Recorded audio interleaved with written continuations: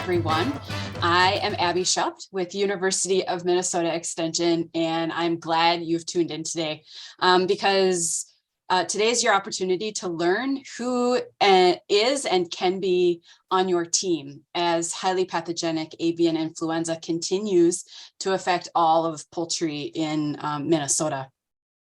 And I would like to introduce you to our co-hosts today. Marion Karty is a communications specialist with the Minnesota Board of Animal Health. And I believe she does not have a camera working. It's one of those intricacies and challenges with having different platforms. And so she is here, as well as Meg Moynihan, and she is a senior advisor at the Minnesota Department of Agriculture, working in agricultural marketing and development. So if she wants to turn her camera on and give a little bit of a wave. So for those of you that are tuning in, you are about to meet several people this afternoon who are on your side, and they are ready to help you make a game plan for your family or your business as it relates to HPAI or any other stress that comes with working in the agriculture industry. Layers of challenges come just with the mere presence of HPAI in the state of Minnesota, let alone if you have a confirmation of the virus on your farm. So by interacting with our guests today, you can have some questions answered, and it's easy to interact with them. I didn't put my slides up because we're having just enough technical problems today. But on the lower menu bar of your screen, whether you are joining us by phone or tablet or your computer, you will see a Q&A box. If you just click that icon, it will bring up a chat-like type box that you can type any of your questions to us. They will be anonymous to other participants that are watching today. So feel free to ask a question that might be a little tough, or something that you don't necessarily want to be linked to you or to your farm. It will be anonymous to the other attendees that are with us. So I want you to know that that's important to us because we know that that's important to you. So I also want to mention that today's presentation is a large collaboration between the Minnesota Department of Agriculture, the Minnesota Board of Animal Health, the Minnesota Turkey Growers Association, North Central Poultry Association, and of course, the University of Minnesota Extension. And so this presentation is being recorded. Many of you have asked, and it will be shareable through the UMN Extension Poultry YouTube channel within the next few days. I also want to let you all know that this is going to be more conversational. We don't have a lot of slides. Mostly the slides are going to come when we want to be able to provide you the information and contact information for our panelists. So if you are doing something else today, if you're in the combine, if you're in the tractor, if you're doing chores and hanging out with your kids because it's MEA weekend, we still invite you to listen along, and we're glad that you're here. Erin, you're up. All right. Well, hi, everybody. I am Marion Garcia, the communications specialist at the Board of Animal Health. And I handle a lot of the graphic design needs at the board and some of the communications things as well. And I make sure our materials are formatted cleanly and consistently and are all accessible to our users. And I sometimes get to go out to farm operations to see how things work. And being a city girl, I really appreciate those opportunities to understand and see agriculture in action. So at the end of August, the Minnesota Board of Animal Health named Dr. Marion Garcia as its new executive director and state veterinarian. She started in the role at the end of September. She worked for a commercial poultry operation in veterinary school and continued in the industry for more than 20 years until accepting her new position with the board. Prior to veterinary school, she served as a member of the U.S. Army and U.S. Army Reserve until retiring from service in 2020. I am pleased to introduce Dr. Marion Garcia, your new state veterinarian. All right, thank you, Erin. I appreciate that. Well, I am very pleased that we're able to host this webinar, and I want to thank Abby for organizing this, getting getting all the experts rounded up and making it available and working through just now the technical glitches. Thanks for all of that. I also want to thank our partners. Abby listed them at the beginning of this. This is definitely a statewide collaboration, and everyone is interested in making sure this is available and successful. And I want to thank the presenters. Thanks for being here and sharing your knowledge, your expertise, and your time. I appreciate that. So for the past few months, we've all been dealing with HPAI. I'm on the state side now, but I was also with the industry for many years. And I think what happens in the midst of a situation is we all get focused on getting the job done, and Minnesota has done very well. But as so often happens, sometimes we forget to kind of look back and take care of the people. And so this webinar gives us the opportunity to do just that. In my over 20 years in the poultry industry, I don't remember ever being a part of something like this. So I'm excited to be on the team that made this happen, and I hope you find it useful. Thank you. And I think, Abby, back to you. Over to you. Thank you, Dr. Garcia. We enjoy having you in a new role, and I've enjoyed getting to know you in the last few months.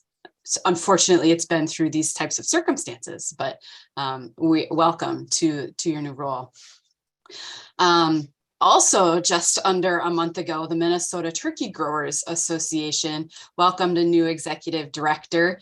And Ashley Kohls is no stranger to Minnesota's agriculture industry and brings a strong background in commodity group leadership to MTGA and RPC. I'll get it right. Yeah. Previously, she served as the executive director for the Minnesota State Cattlemen's Association, and most recently as the vice president of government affairs for Nebraska Cattlemen. So welcome to our virtual broadcast, Ashley, and you have the floor. Well, thank you. I'm excited to be here. And on top of what Abby had just said, so my family and I live on a farm, a family farm just outside of Hutchinson. And so dealing with the inner workings and day-to-day on a farm and understanding what all goes into that is something that I can relate to on the turkey industry, even though it's a different species, as you can see the bovine here in the background. So I have been working with farmers and advocating for agriculture and farmers for almost 10 years now, again, mostly on the cattle side, but I'm excited to be a part of Team Turkey going forward. I'm excited to be a part of the team of folks that you'll hear here going forward, and then also the crew at MTGA. So if anybody after this has any questions, feel free to reach out to myself, anybody on this webinar, or anybody at Minnesota Turkey. Thanks. Meg, what do you have for us today? Well, I tell you, I am Meg Moynihan. I'm at the Minnesota Department of Agriculture. I'm delighted to be here. I want to welcome everybody, and I'm hoping perhaps we have some people from neighboring states that we'd like to welcome to this webinar in Minnesota. We hope this is relevant to you guys too.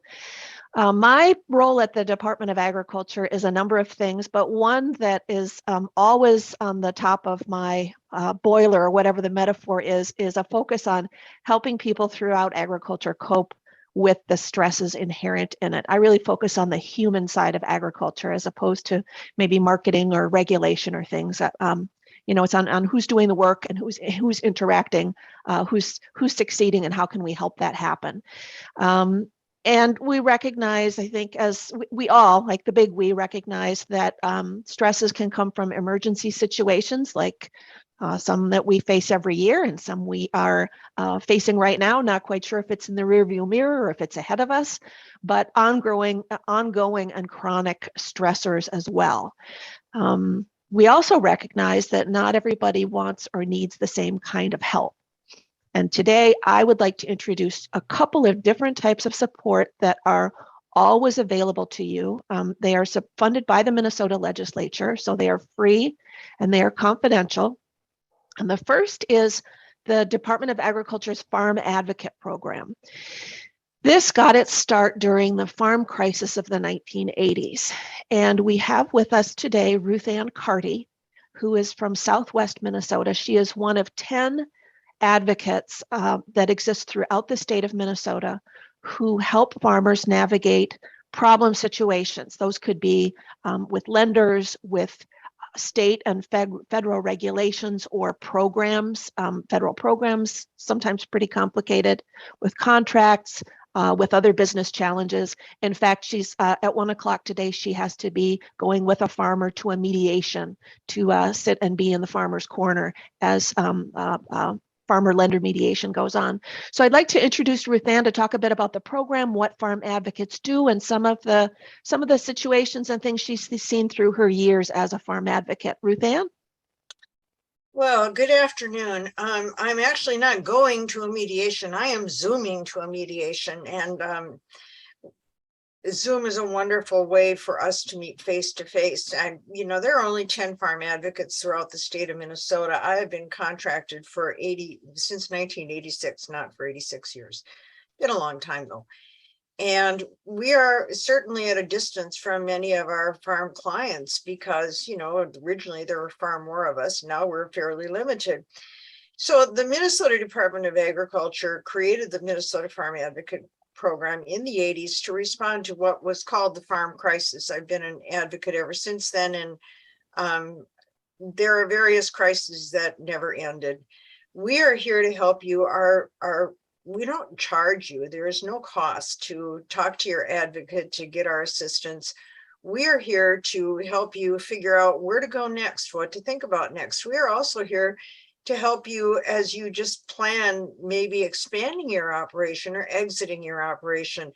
We are, most of us are experienced. There are 5 of us who are actually original advocates, and the other 5 are primarily farm business management instructors who have a long history in working with farms and have a good understanding of farming operations and the lenders in your area. So you don't just call us when you're going to mediation. As I understand it, this bird, this aviation, and don't believe me, I don't exactly know the name of it. This has been a horrendous experience. And I've worked with a number of farmers who have gone through it in the past. And living in Southwest Minnesota, I certainly live around my share of poultry barns of different types, not only chickens, but also turkeys, and worked with farmers when they went through it before. And it's a terrible thing to deal with. So, all I want to do is encourage you to call a farm advocate. We're not that hard to find. Just Google Minnesota Farm Advocates, and we're going to pop right up on your screen. And we will be there to walk with you through figuring out what your financial situation is, figuring out what your personal and professional goals are. None of us are attorneys. None of us are accountants. We will certainly suggest that you find that professional assistance when you need it. But we're just here to help. We're here to help. We're not going to charge you. We're just going to listen to you. And I am in the middle of Yellow Medicine County. I'm a farmer, not a big farmer. We small operation, and we were beef and hogs. Obviously, I'm getting old, so we're not beef and hogs anymore. And I'm the last person you'd put on a tractor. I guarantee it. Don't ask me to be on a tractor. It's not going to work. We are here to listen to your stories. We are here to share with you some of our own stories because, I went through the crisis in the 80s. We nearly lost our farm. I got to tell you, it's a lot easier being on this side of the desk and not on your side of the desk when you are really struggling financially. But most of us have a real understanding of what you're going through, and we're here to just help. So, and, we're here to refer you to assistance. We've got Ted Matthews sitting over there, and he's been a godsend for many farm families. I don't know what else you want me to talk about here, Meg. Just some of the things that you do with and for farmers. Like I know cash flows are something you're able to do. Workouts. Sometimes if farmers are having challenges with operating loans or are facing some legal trouble, anything you want to mention about that's the type exactly what you we can do. bring to bear.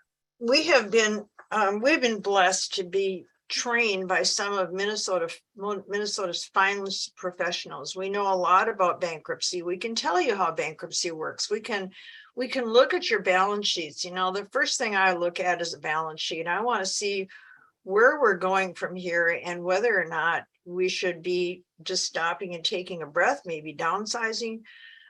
Expanding is not always the answer. I'm working with my 4th generation. That's a little scary, but it's a pleasure and a privilege to have worked with my client's great grandfather and to watch that farm family go through a lot of issues. I mean, they have had issues with FSA financing. We've gone through banks, we've expanded operations, we've downside operations. This is all one farm family. We are here to listen to you and to help you understand where you're at and where you're going. I remember my very first farm advocate training, and I just sat there with a notebook and wrote down words I didn't understand. How many of you know what the word replevin means? We know that. And what that is it's a foreclosure on your equipment. A lot of people get a little excited when they see they're getting a mediation notice. That doesn't mean that your world is ended, and that doesn't mean you just go park your combine in front of the bank and say, I give up. We are here to help you as you work through cash flows, work through future plans. And most recently, we're really working a lot on learning how to help you with exit plans. I can tell you personal experience. My husband has decided this is his last year of farming. We are grateful and happy that we have a grandchild who wants to farm. We are working with young farmers trying to figure out how to get them into farming, because as we grow older, the average age of farmers just goes up and up and up and up and up. And how are these 20-year-olds going to get in? We have lots of young people who want to farm, who would give their eye teeth to farm. But I look out in the field across the road from me where they were combining yesterday, and they had $750,000 worth of equipment sitting in that field. Where is a young person going to get that? Those are the kinds of things that we worry about, we think about, and we're trying to help you figure out how to make those things happen. Meg? Terrific. Thank you very much, Ruth Ann. Abby, are we going to do some questions later on, or have any questions come in perhaps that are relevant to Ruth Ann's piece? Yes, we will do some questions later on. So far, Okay. there isn't any Okay. that are And that- specifically Yep, and- for. In that case, I want to say thank you, Ruth Ann, and take off on something that you mentioned. You mentioned someone called Ted Matthews, who's here on the webinar with us today. And I want to point out that in addition to the farm advocates who are so helpful with navigating business challenges, we also have in Minnesota 2 agricultural mental health specialists who are available to work directly with farm families and farmers for both psychological and emotional support. And one of them is not here with us today because of some health reasons, but her name is Monica McConkey, and she is, Ted is here with us today. Monica is not. Monica works primarily in the northern part of the state. She offices out of Detroit Lakes. However, she counsels families statewide. For both of these individuals, there's no cost to you, there's no cost, there's no insurance, there's no clipboard, it's just direct contact. You can reach her at the number on the screen, and again, that's going to be available. Abby's going to make that available in the recordings. You can email her. And she works with families on farm. She'll come to your farm. She can connect via Zoom. She can do phone counseling sessions. All of those are possible. She works with individuals and couples, families and children. She has a great deal of experience with agriculture. She grew up farming. She has been involved with her family's farming operation for her whole life. So she knows the culture of agriculture. And she also has really deep experience with youth counseling. So she does a lot of marriage and family, grief counseling, working with chronic stress, decision-making, and this topic that Ruth Ann was also touching on the challenges of farm transfer and succession, which can be deeply emotional challenges that we face in letting go, moving on, making decisions in that vein. So I wanted you to know about Monica. She's really sorry that she couldn't be here, but it just was not possible. But we do have Ted Matthews here, and Ted has been a farm ag mental health counselor for longer, even longer than Monica, many years longer. He's kind of our original. And Ted works out of Hutchinson. He has been doing this work for more than 20 years. For a long time, he was the only one we had serving our 60 to 80,000 farmers in Minnesota. Lots of his referrals come through farm business management or the farm advocates when they see producers struggling with psychological or emotional challenges. But a lot of his referrals come from other farmers who've used his services and just say, this guy, Ted, he kind of knows what's going on and you can talk to him. So Ted, I would like to invite you to talk about what you do and why someone might want to reach out to you or to Monica. Okay, sounds good.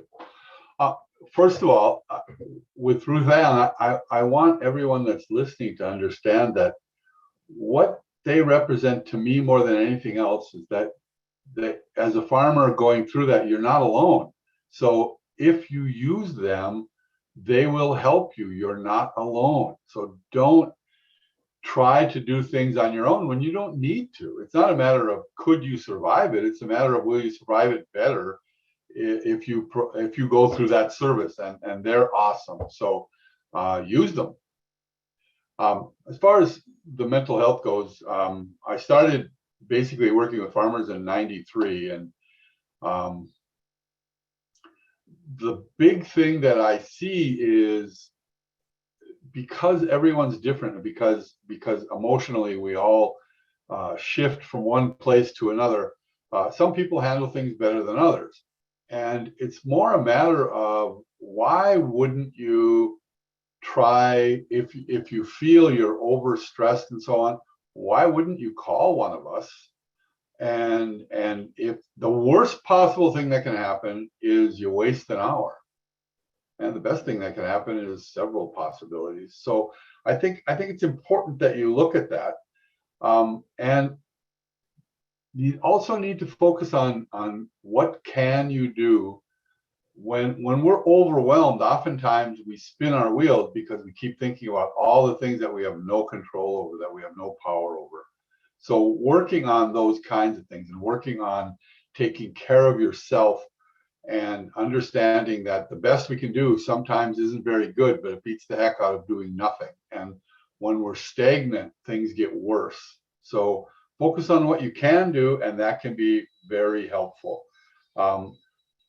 Most of the time also, we're our own worst enemy. We would give other people a lot more credit than we give ourselves. We don't give ourselves that right to say, I can't handle this. I feel, but if somebody else says they can't, we as a society tend to stand up and say, oh, let me help you. What can we do? But if it's you, then you say, well, no, I don't want to do that. And that's very foolish. Again, worst thing I can do is nothing.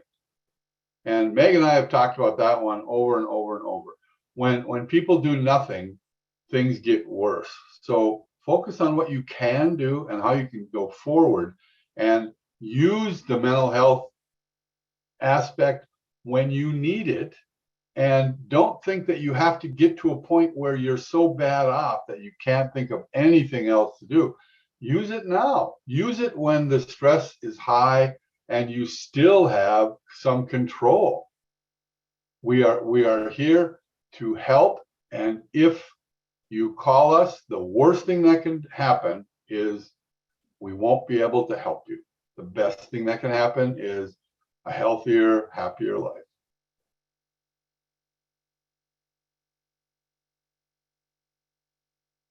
That's great. Anything else you want to say about your work, Ted? Working with farmers is a joy to me because every time I have 3 things to do, which today is one of those, people understand it. Farmers are great to work with. You should be all proud of the things that you do, even if other people don't understand what you do. be proud of the work that you do and know that there are some of us that see what you do and the stresses that you have, and don't ever think that you're not important because someone else says so. You're super important, and I can't thank all of you enough for what you do. I think I wanted, perhaps you could mention, I know you've done some work with the hog industry, with producers and producer families, but also you've done some support to folks who work, the workers in the hog industry. And could you say a little bit about that and how you do your outreach and connect with people? Well, when we're doing things that are really difficult, like with the hogs, when they were euthanizing healthy hogs, it's one thing to have to euthanize a hog, but when you have to do 10, 20, 30, 100, 1,000, that stress level keeps getting higher and higher and higher. And you also have a family. So when you go through all of those stresses, and I know the poultry industry is going through those kinds of stresses, the tendency is to bring it home. And that is not a good thing. We have high stress, so instead of nurturing ourselves, we tend to take it out. The people that are closest to us are the ones that we tend to be most negative towards because they are the closest to us. Understand that a support system in family means that you go home and allow them to support you, that you allow them to be part of, because family members want to be part of your life and they want to help you. Let them be part of that, and be kind to yourself and be kind to your family, and understand that awful things turn around and get better if you let them, if you work on them. Mm-hmm. Great. So important for people to know that there's a lady therapist and a gentleman therapist ready and standing by, whoever they prefer, in both parts of the state, with similar but different approaches. But one thing that I would like you to talk about that's consistent across both of you is the confidentiality piece of how you deal with clients. And could you talk a bit about confidentiality in the work that you do? Well, confidentiality is super important, and probably even a lot of times more important to farmers than others, because they don't want people to know what's going on in their household. And I mean, that goes for all kinds of things. I find, the example I like to use oftentimes is if a sheriff comes into a farmer's yard, everybody within 40 miles knows, and they all have ideas as to why. They don't like their business being known. So we are very, very careful about not ever sharing any information. And, in a lot of ways, we're more confidential than any clinic would be, because we don't give it to a secretary to type it up to turn it in. This is all stays in our office. Monica doesn't know anything about the notes that I have with my clients, and I don't know anything about hers, because it's confidential between myself and whatever individual or family I'm working with. And we take that to the highest level. And we don't know at the Department of Agriculture. None of that is reported to us. And in fact, the legislature kind of goosed up our confidentiality so that we can protect that as private data. So I just want to encourage people to know that that this is considered very, very carefully and very confidentially. Yes. So thank you, Ted. I hope that we may have some questions for you from the audience later on. But in the meantime, Abby, shall we go back to you and see what's next on our lineup here? I guess I might be. Yes. Next in the lineup, just sort of a summary of the Minnesota resources. And Monica's phone number flashed on the screen, but you can find all of these resources at mnfarmstress.com or minnesotafarmstress.com, whichever way you spell it, it will get you there. That will take you to Farm Advocates. It will take you to Ted. It will take you to Monica. It will take you to our 24/7 Minnesota Farm and Rural Helpline, which is a phone and text service, which is available around the clock. If you need somebody to talk to in the middle of the afternoon or the middle of the night, that can be related to stress, anxiety, depression, business challenges. These are trained counselors who are at the other end of the phone. They are there to talk with callers in the moment, but they are also very good about sensing when you might need something else, when you might need a farm advocate.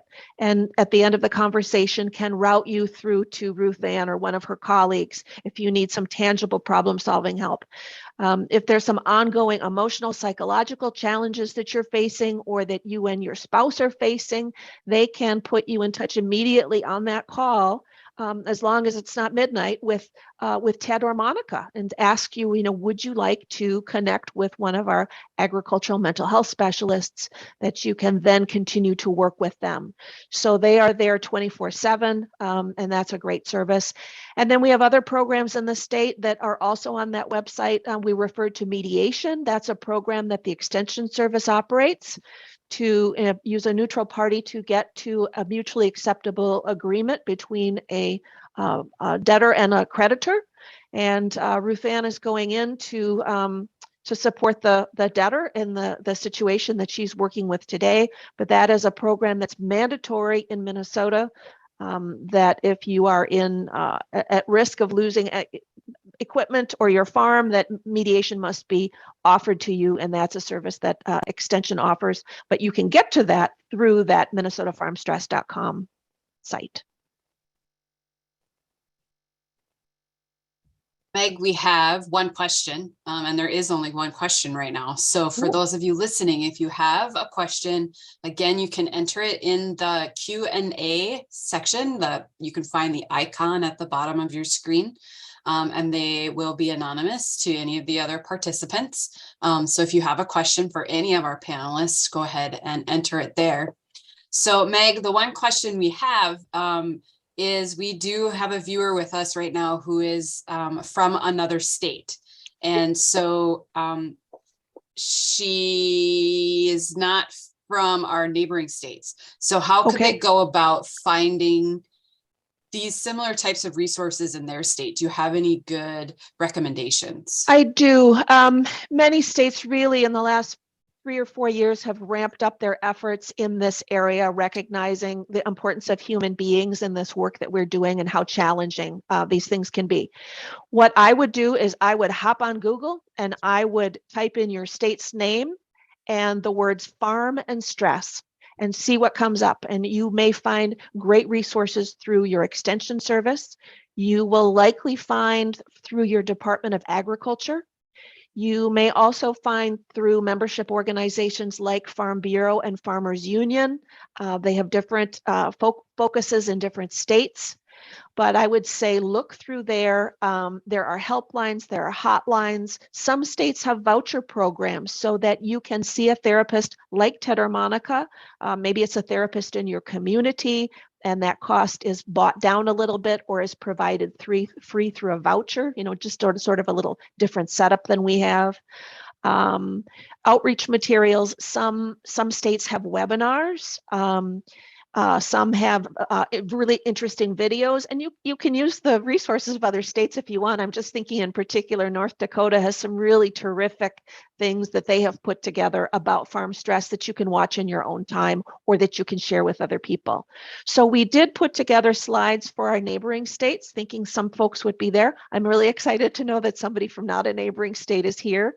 If you are, you want to do that Googling, that's fine. If you would like to get in touch with me, I would also help you do that. You could get in contact with me outside of this, and I'd be happy to help you find what is available in your state. But there is more and more now than there was 5 years ago.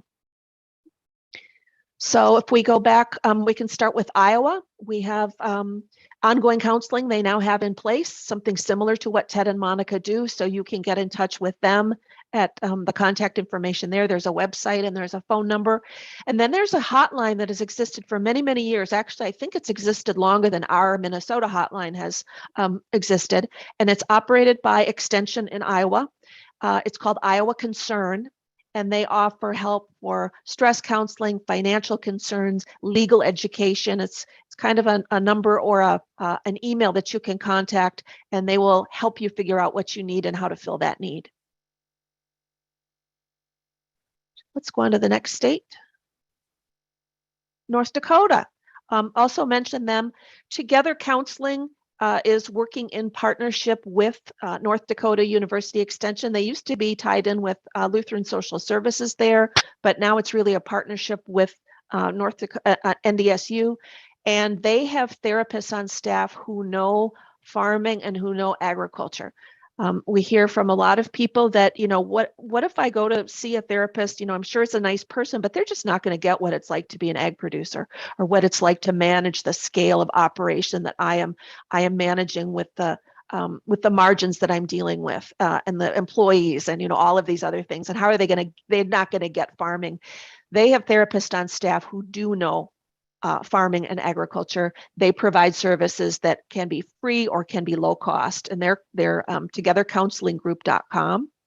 And then the materials that I referred to earlier, NDSU has this Coping with Stress series that I think is really good. They have videos, they have podcasts, they have publications, so you can kind of dip around in those in your own time.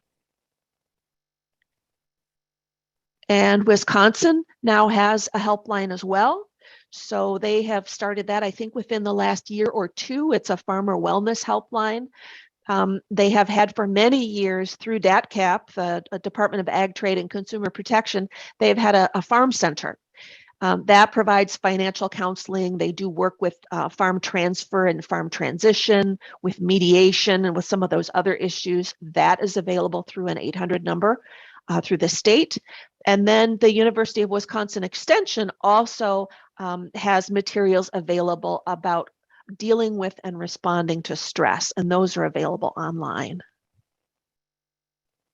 And then South Dakota, our friends next door. I just met the state person from South Dakota who does some of this work. That was delightful. They have partnered with Avera Health, and they offer a farm and rural stress hotline. In fact, the first time I saw a billboard for it, I was like, wait a minute, we have that. What's this other farm and rural hotline? So Minnesota has the farm and rural helpline. South Dakota has the farm and rural stress hotline. That is available at an 800 number or this www.605strong.com website. And they have also instituted one of these mental health voucher programs so that farmers are eligible for free counseling, and you can get in touch with the 800 number that we've provided here and inquire about that. So that is something that's also a relatively new program there. And as they say, it might be time for a free mental health maintenance check, just what Ted referred to. Check in now. Let's do some ongoing maintenance, some preventative maintenance, so that we're not in a breakdown situation. I have been in both. I've been in mental health maintenance situations, and I've felt like I'm in mental health breakdown situations. And I think the stronger we are when we go into difficult situations, the more likely it is that we're going to come out feeling whole. So I just want to offer you a plug for all of these services. You are a good judge of what it is that you need, whether it's business advice and help from Ruth Ann, whether it's psychological and emotional support from counselors, whether it's data that you might need from the Board of Animal Health. I think Abby is ready with tons of resources through your doorway to University of Minnesota Extension. And so we just really want to know that we want to be on your team. We are on your side, and we want to be on your team. Thank you, Meg, and thank you to all of our panelists who joined us today. The Q&A box is pretty empty, but I do have a question that I hope will lead to maybe some more discussion. Ted, in our conversation earlier this week, when we were kind of preparing for this presentation today, I had mentioned that the poultry industry here that is responding to and working with the high path avian influenza is extremely diverse as far as cultural diversity, but also with their role in the poultry industry, the diversity that comes with it. So I want you to reiterate that the services are not just necessarily for farmers, but how else like are the responding agencies, those who work in the Department of Agriculture, those who are in the Board of Animal Health, the veterinarians who are working with the producers side by side. What's the value for them specifically to reach out to you or to Monica? Well, for one, and I think the most important thing is agriculture. It isn't just farm, it's agriculture, and that involves a lot of different people. For two, you mentioned a few things that we have, things like the Hispanic community, the Latinos. Oftentimes they'll work with farms and there's a problem sometimes with language, and sometimes there's a problem with understanding the culture. We work with some of those kinds of things. I think probably one of the highest stress occupations on the planet is being a veterinarian, because they're sort of a catch-all kind of occupation. They're sometimes the marriage counselor, they're the medical doctor, they're the confidant, they're the friend. And so their stress levels can be just incredibly high, especially when things are going on like they are in the poultry industry. And so they need to take care of themselves, and sometimes they put themselves, just as I was talking about earlier, sometimes they put themselves too far down the list as far as needing to take care of themselves. And if they don't take care of themselves, then bad things will happen for them. And as you all know, that can be medical things. If you don't take care of yourself on an emotional level, medical things happen. So we deal with a diverse group of people, from bankers to ag lenders to everybody. I mean, I work with farm advocates. I work with farm mediators. We're all in this together, and together we can make it better. Thank you, Ted. Ruth Ann, do you have some comments? Yeah, I should mention too that we are here not just to help our farmers, but we also work with many of our ag input lenders, particularly those smaller ag input, like the repair shops, the little repair shops, the small feed dealers, the seed dealers, who are struggling with, they might get a mediation notice and they have an open account sitting out there and they don't know what to do with it. Or they're having trouble themselves making ends meet, maybe needing to do some debt restructuring. We don't necessarily work with the very large companies that have their own attorneys and accountants and all that, but we have lots and lots and lots of those Main Street creditors who extend, they give open accounts to their farm customers, their rural customers, and then they become uncollectible. And so we work with those people as well. And going back to the confidentiality is our highest priority. We never talk to anyone on your behalf unless you know about it. And we do not cold call. So don't call me and tell me your neighbor's in trouble and I should call them, because I'm not going to do it. Tell your neighbor, because we're here to help. But I'm not ever going to call Ted and say, make your business my business. It's not my business until you make it my business. That's all I had to add. Thank you. I agree with that. Fantastic. There was one request to send a reminder of what the Minnesota HPAI hotline number is. And that number, for those of you who don't have it memorized yet, is 833-454-8255. 0156. So you can call that toll-free number to report sick birds, to report sick wild birds that you may encounter. If you have general questions about biosecurity and other questions that are related to the HPAI outbreak, that number is staffed. Again, that's 833-454-0156. In addition to all of the resources that have been discussed today, the easiest is to head to mnfarmstress.com, and there you can find contact information for Monica and Ted, as well as the 10 farm advocates for Minnesota. On the screen is listed the toll-free number for the 24/7 Minnesota Farm and Rural Helpline. That's 833-600-2670, or you can text farm stress to 898-211. So I thank all of our panelists for being here today. I'm glad to have introduced Dr. Garcia and Ashley to all of you as members of the poultry industry or friends of the poultry industry. And thank you to Meg for introducing some of these programs to us and inviting Ruth Ann and Ted to join so that our folks could meet them and know what they are capable of, and that we are all truly on the same team. So again, thank you everyone for joining us, and have a wonderful afternoon.